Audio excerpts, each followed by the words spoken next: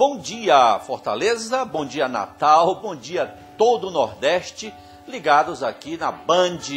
Hoje, mais uma vez, estamos juntos aqui para falarmos das coisas do Nordeste neste nosso programa que é o Nordeste Acontece. As coisas que acontecem no Nordeste passam por aqui.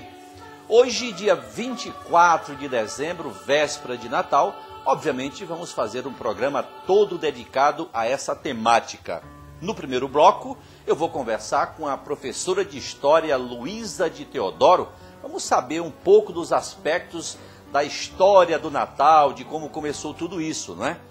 No segundo bloco, vamos conversar, ouvir as mensagens de todas as religiões cristãs e também não cristãs. Você confere agora comigo aqui na Band. Vamos lá?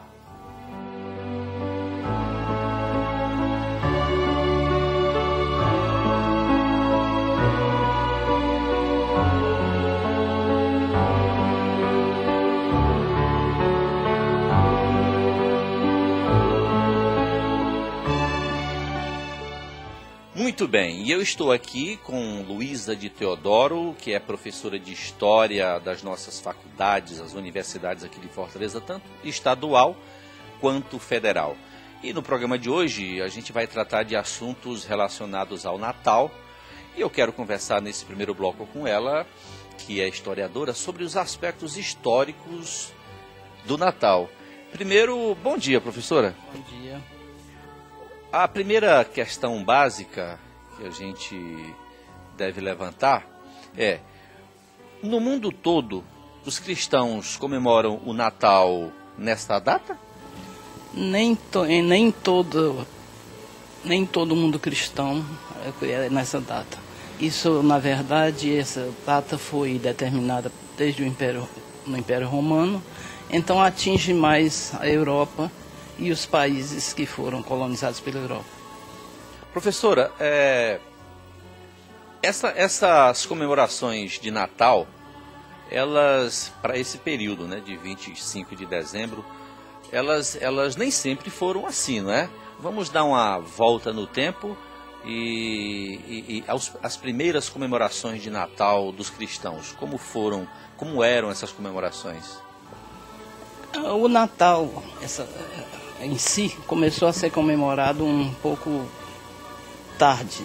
Passaram-se vários anos em que a própria Igreja Católica, o próprio cristianismo, não comemorava o nascimento de Cristo. Mas isso começou a ser comemorado lá pelo século V, lá já na Europa, né? E na Europa, já depois da colonização do centro da colonização, da cristianização do centro da Europa, e onde é o começo do inverno, o dia 25. Né? Sim. Então, por isso, também ficou sendo a data do começo do cristianismo, que é o nascimento de Jesus. Antes dessa data, do dia 25, que os cristãos comemoram na véspera, dia 24, mas antes desse período, por volta do século V, haviam várias manifestações religiosas que a gente pode atribuir como comemorativas a esse evento, né? Depois aqui houve uma unificação, não é isso, professora? Não é bem uma unificação, é que essa ideia do nascimento de Jesus não era tão importante no começo da cristianização, porque toda a vida de Jesus era judeu. Então o judeu só era considerado filho da família, membro da família, 5 ou 6 dias depois do nascimento, quando ele era apresentado. Então, na verdade, esse dia que nós chamamos de Dia de Reis, é que era considerado o dia de Jesus como membro da família, de José e Maria. Então, durante muito tempo, esse costume judaico impediu que as pessoas que adotavam a religião cristã se preocupassem com isso. Era muito mais importante o dia da apresentação de Jesus.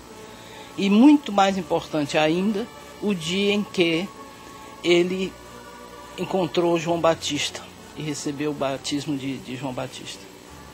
Então, seria por isso que os evangelhos, por exemplo, não trazem registros mais enfáticos, mais incisivos sobre o aniversário de Jesus, salvo o evangelho de Lucas, que faz alguma referência. Inclusive o evangelho de Mateus tem referências um pouco diferentes do evangelho de Lucas. Seria por isso, porque essa data não seria tão importante sobre esse ponto de vista? Na verdade, para a evangelização, para a cristianização, não era tão importante. Você vê que não se fala nada sobre a infância de Jesus, a não ser os 12 anos em que ele começou a ser conhecido, porque discutiu e ensinou aos mestres no templo de Jerusalém, né? Aí realmente ele começa a aparecer na história, né?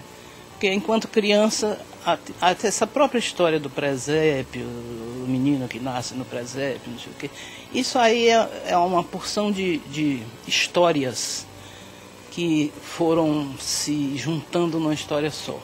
Quando no século XV, Lutero se preocupou mais com isso, e então ele criou o presépio como uma forma de catequese das pessoas, que eram geralmente analfabetas.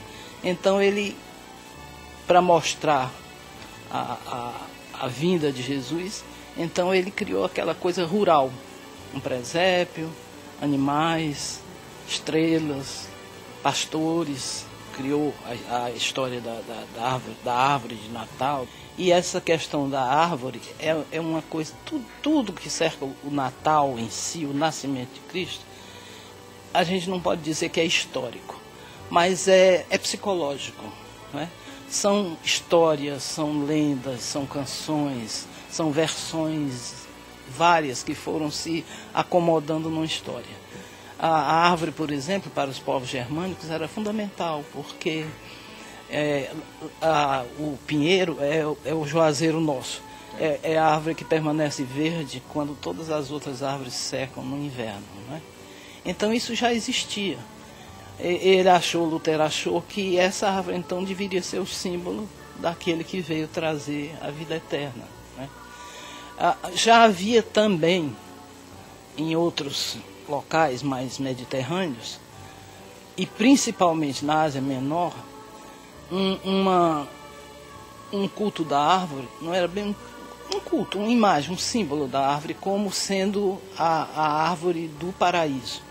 Sim. Então eles, como já havia a lenda de que o fruto proibido que causou o primeiro pecado, né, introduziu no mundo o pecado, que era maçã, eles faziam uma árvore com maçãs. Por isso que até hoje você tem aquelas bolinhas que são assim, tem a fruta, agora tem aquela já maçã. Não tem mais, já se faz muito, bota rede, bota Hoje tem estrela, tem, né? Tem também uma mas importância. essas coisas antigas, elas permanecem. As bolinhas de Natal, né?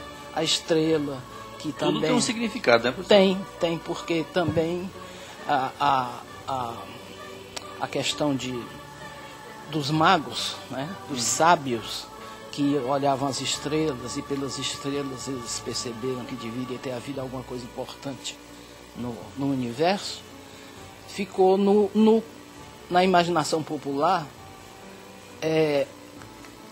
ligada à visitação, porque exatamente a visitação era a maneira de você comemorar no dia adequado, que é 6 dias depois do nascimento, o nascimento de Jesus, que é o dia de Reis.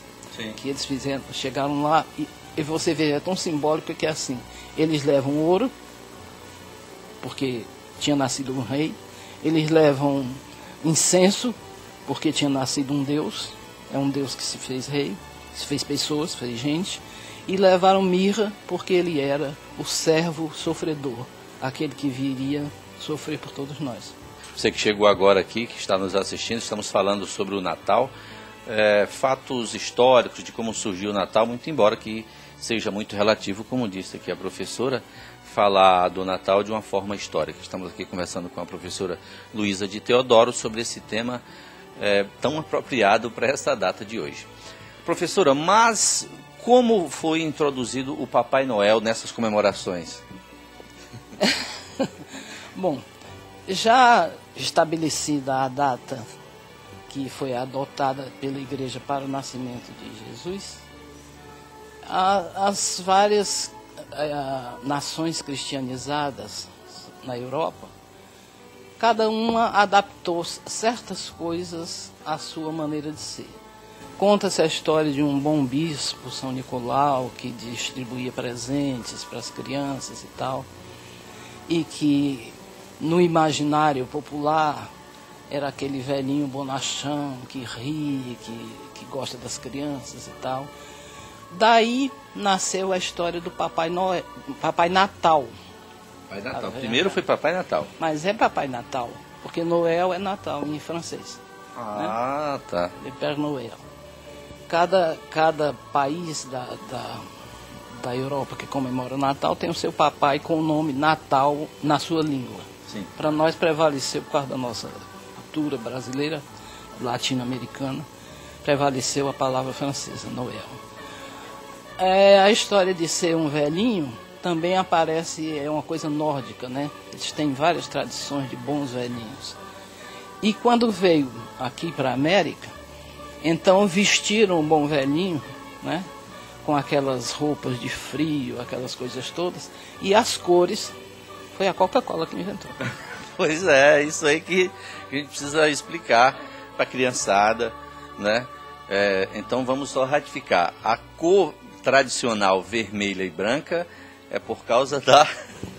não era na Europa, era marrom, porque faz muito frio. Então influência americana, né? Na Europa.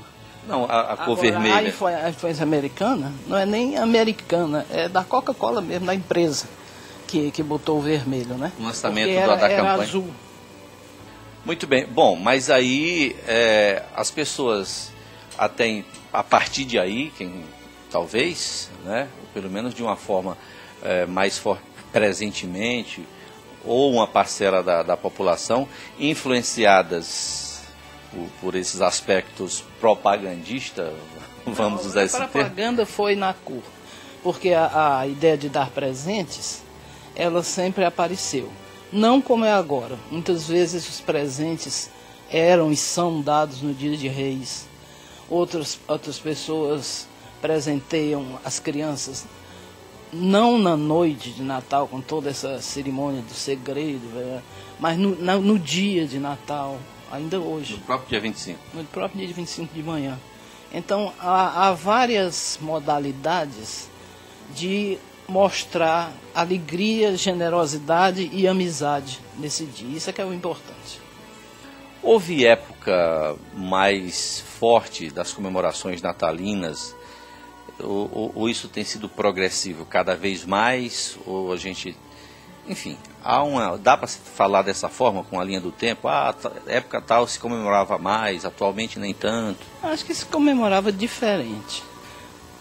No início, o país era mais simples.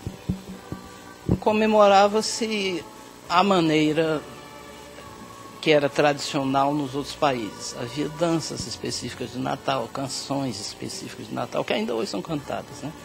O Natal seria o tempo do perdão, que as pessoas se reconciliariam, as famílias se reconciliariam, as pessoas se reconciliariam com seus inimigos e tal. Virou a época de dar e receber, né? Então, hoje, infelizmente, pensa-se muito mais em se comprar coisas para dar no Natal do que realmente em comemorá-lo. Eu já estive, muito raramente, em alguns lugares onde se falava em tudo. Se bebia, se comia, mas não se falava no menino Jesus. Isso não faz lembrar as festas pagãs que deram origem a isso? Você poderia dizer que há muito mais paganismo hoje nas comemorações natalinas do que cristianismo. Porque, se você quiser chamar paganismo, a questão de comer, beber, divertir-se, sobretudo de beber, bebe-se muito no Natal, né? Em todo o tempo que as pessoas humanas comemoraram alguma data, alguma coisa, houve isso. A alegria se mistura com o consumo, né? Ou o consumo de comida e bebida, ou o consumo de objetos, roupas, presentes, cada vez mais caros, cada vez mais, né? No fim se transforma naquele ruge-ruge da Praça do Ferreiro. Professora, para a gente finalizar, que o tempo voa, né? Eu queria pretensiosamente pedir uma mensagem final da senhora como cristã, como historiadora, como pessoa, como brasileira, para todos os nossos telespectadores que estão nos ouvindo. Pretensiosamente eu dou a minha mensagem. É que nós procuremos neste Natal as coisas essenciais. O essencial do Natal é uma coisa incompreensível. É o Criador se transformar em criatura por amor. A grande mensagem do Natal é essa: Deus nos ama. E como diz um teólogo americano que eu gosto muito, o Yancey, Deus nos ama de tal maneira que Ele não pode nos amar mais do que nos ama, nem nos amar menos do que nos ama. O que quer que nós sejamos, o que quer que nós façamos. Então, se você tem essa consciência do amor incansável, infinito, do Criador, eu acho que isso dá ao Natal a verdadeira dimensão daquilo que nós podemos e devemos ser. Nos doar aos outros amorosamente, sem esperar retribuição, generosamente, fraternalmente, seja lá o que for que o outro seja, há sempre uma esperança, porque ele também é filho desse menino que nasceu sendo amor. Obrigado, professora. Você que estava nos assistindo, permanece aí, porque no segundo bloco nós vamos mostrar o Natal em várias cidades do Nordeste e vamos também ouvir vários líderes religiosos com suas mensagens para o Natal. Até já.